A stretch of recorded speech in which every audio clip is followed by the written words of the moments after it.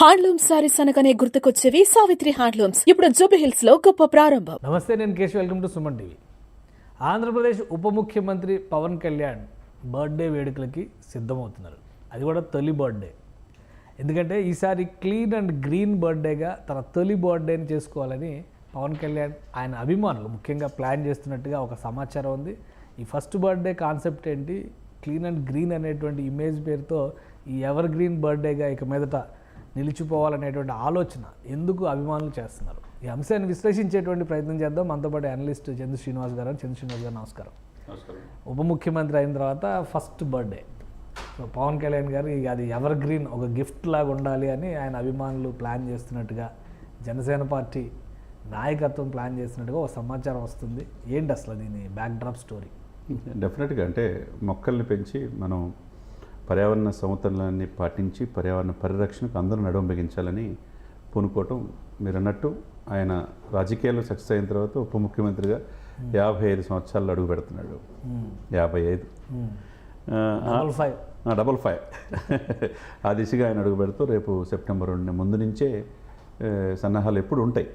ఇంతకుముందు ఒక నటుడిగా చూశారు, ఇప్పుడు రాజకీయ నాయకుడికి ఉప ముఖ్యమంత్రిగా ఆయన బర్త్డే వేడుకలు ఆయనకు నచ్చినట్టు. ఆయన ఎప్పుడు పర్యావరణం కోసమే పాటుపడతాడు. ఫామ్ హౌస్లో కూడా మొక్కలు పెంచుతాడు, ఆవులు పెంచుతాడు. ఇప్పుడు అటవీ సంరక్షణ అయ్యాడు. అన్నీ కూడా కలిసి వచ్చినాయి. ఆయన ఏరి కోరి తీసుకున్న ఆ శాఖలకి వన్నీ తీసుకొస్తున్నాడు.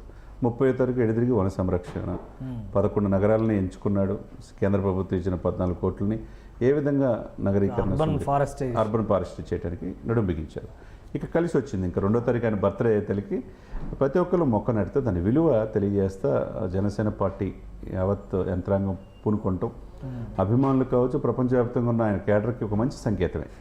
ఎందుకంటే గత 5 సంవత్సరాల్లో మనం చూసాం, చెట్లు 100 సంవత్సరాలు 500 సంవత్సరాలు పెరిగిన చెట్లు కూడా సీఎం గారు వెళ్ళేటప్పుడు రోడ్డు పక్కన కొట్టేసేసి పరదాలు కట్టేసారు. ఇప్పుడు దాన్ని పరిరక్షణ దిశగానే నడుం బిగించారని మనం అనుకోవాలండి.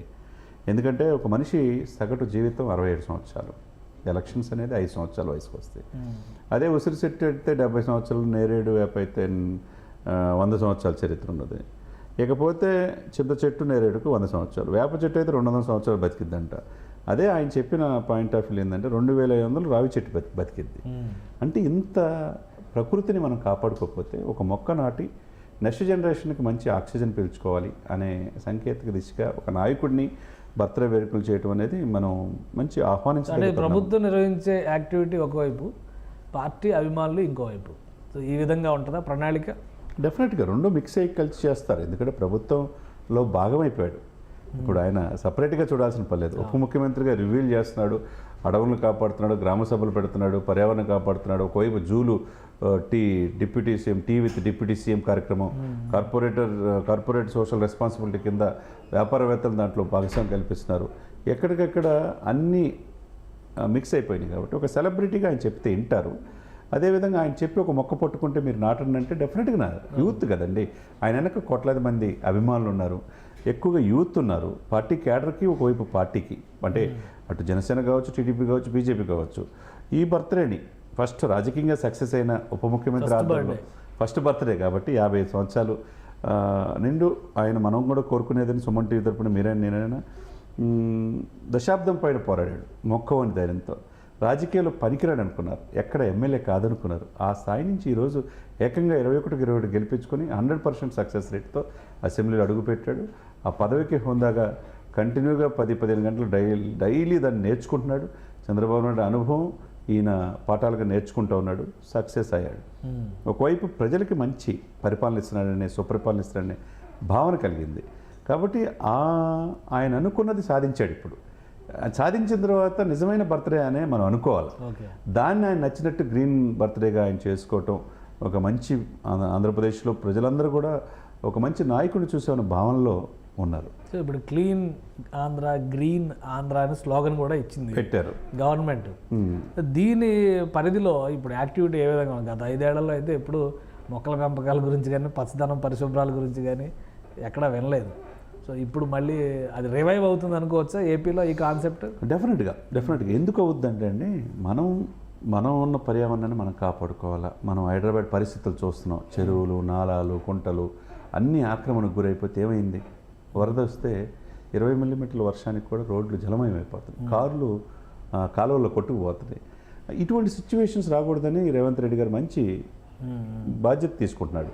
అదే సమయంలో నారాయణ గారు నిన్న స్టేట్మెంట్లోనే పట్టణాభివృద్ధి మున్సిపల్ శాఖ మంత్రి ఆయనే డెఫినెట్గా హైదరాబాద్లో ఏదైతే చేస్తున్నారో హైడ్రా లాగా ఒక వ్యవస్థను ఇక్కడ నిర్మిస్తూ ఉంటున్నారు. అంటే అన్యాక్రాంతం అయిపోయినాయి. చెరువులు ఏంది, ప్రకృతి రమణీయమైన కొండలే కరిగిపోయినాయి, పచ్చదనం అంతరించిపోయింది. మరి ముఖ్యమంత్రి గారు వస్తారంటే 100 సంవత్సరాల చెట్లు కూడా కొట్టేశారు, స్కూల్ సెలవు ఇచ్చారు, పరదాలు కట్టేశారు.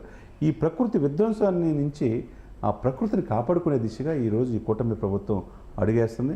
దాంట్లో భాగంగా ఈయన ఉప ముఖ్యమంత్రి గారు తీసుకున్న శాఖ ఏదైతే అటవీ శాఖ ఉందో, అర్బన్ ఫారెస్ట్రీ కావచ్చు, సోషల్ ఫారెస్ట్రీ కావచ్చు, పార్కులు కావచ్చు, ప్రతిదీ కూడా ఒక సిస్టమేటిక్ వేలో అభివృద్ధి. ఇప్పుడు ఈ సెలబ్రేషన్స్ ఏపీలో ఒక చోటనా, తెలంగాణలో ఏంటి? తెలంగాణలో ఎలా? తెలంగాణలో కూడా చేసుకో క్యాడర్ ఉంది కదండి, ఆ పార్టీ ఉంది, ఆ క్యాడర్ ఉంది, ఆయన అభిమానులు ఉన్నారు, సినిమా నటులు, సినిమా దర్శకత్తులు, సాగర్ లాంటి వాళ్ళు ఇక్కడ ఉన్నారు. మొగల్ రేకుల్ ఫేమ్ సాగర్ కావచ్చు, నిర్మాతలు కావచ్చు, ఆయన విశ్వప్రసాద్ లాంటి నిర్మాతలు ఆయన బర్త్డే వేడుకలను ఘనంగా ఇక్కడ ఆయనకి నచ్చిన విధంగా మొక్కలు నాటి ఈ పర్యావరణాన్ని మనం కాపాడుకోవాలనే ఇదిగా నెక్స్ట్ జనరేషన్కి మంచి గాలిని పీల్చుకునే ఇదిగా వాళ్ళు 2 రాష్ట్రాల్లో ఉంటారు. 2 రాష్ట్రాలను కూడా ప్రపంచవ్యాప్తంగా ఆయన అభిమానులు. ఒకవైపు నాట్ ఓన్లీ పవన్ కళ్యాణ్ అనే కాకుండా చిరంజీవి గారి మెగా ఫ్యాన్స్ కూడా ఆయన బర్త్డే వేడుకలను ఘనంగా చేయడానికి ముందుంటారు ఇప్పుడు. ఓకే, సో ఈసారి ఒక స్పెషల్ డే కింద ఆయన బర్త్డే మిగిలిపోయేలాగా ఉంటుందనుకోవచ్చా? రాష్ట్ర వ్యాప్తంగా కాకుండా ప్రపంచవ్యాప్తంగా. ఎందుకంటే 55 సంవత్సరాలు దగ్గరికి వచ్చేసాడు.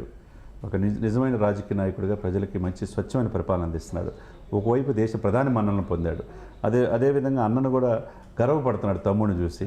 ఒకవైపు ఫ్యామిలీని చూసుకుంటాడు, ఒకవైపు ఆంధ్రప్రదేశ్ ప్రజల యొక్క వాళ్ళ యొక్క జీవిత ప్రమాణాలే నాకు ముఖ్యం అంటున్నాడు, వాళ్ళ కోసం ఏదైనా చేయాలన్నాడు.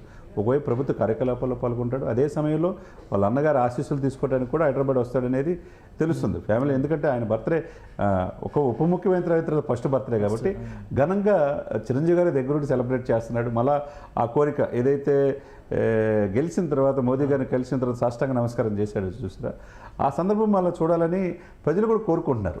కుటుంబం అంతా ఒక అధికార హోదాలో ఆయన కలిసి ఘనంగా చేస్తారని అనుకుంటున్నారు. ఆ దిశగా ఉండాలని మనం కోరుకుంటున్నాం. రైట్. థ్యాంక్ యూ శ్రీనివాస్ గారు, మీ అభిప్రాయాలు తెలియజేసినందుకు. ఇది పవన్ కళ్యాణ్ ఉప ముఖ్యమంత్రిగా తొలి బర్త్డే చేసుకోబోతున్నారు. దానికోసం అటు జనసేన పార్టీ, ఇటు అభిమానులు, మెగా ఫ్యామిలీ కూడా సర్వసన్నద్ధంగా ఉంది. సెప్టెంబర్ 2వ తేదీన పెద్ద ఎత్తున సెలబ్రేషన్స్ ఉంటాయి. అలానే 30వ తేదీ నుంచే అటవీ శాఖ మంత్రి హోదాలో గ్రీన్ ఆంధ్ర, క్లీన్ ఆంధ్ర నినాదంతో జనసేన పార్టీ ఒక ప్రత్యేక కార్యాచరణని ప్రజల్లోకి తీసుకెళ్లేటువంటి ప్రణాళికను కూడా సిద్ధం చేసుకుందని చంద్ర శ్రీనివాస్ గారు చెప్తున్నారు. ఇది స్పెషల్ డిస్కషన్. Keep watching.